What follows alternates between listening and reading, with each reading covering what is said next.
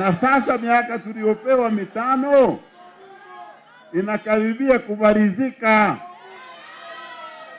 Sasa tumeanza kujaza fomu ya kurenew leseni.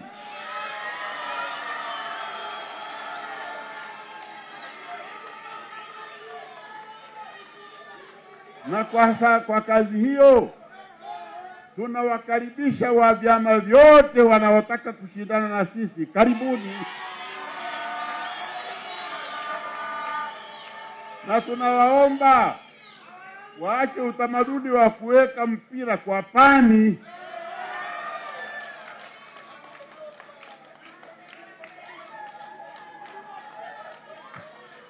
Waje mbele, si tuko tayari.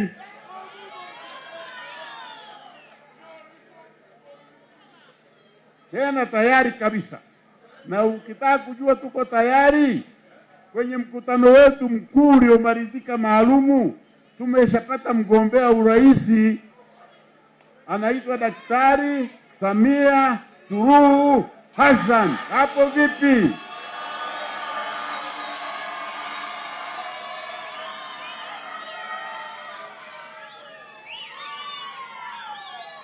Sasa washindani wetu na watani zetu wa jadi, kama na wao wanataka, na wao watangaze timu yao, halafu twende ulingoni. Waache kuweka mpira kwa pani. Waache visingizio vya kauli mbiu za Kiingereza. No reform, no election. Wanasema hatuachi kugua, tutaingia lakini kwa masharti. Mnachelewa, watu watasema kajiandikisheni kupiga kura, mtachelewa bure. Kwa sababu reform imeshafanyika.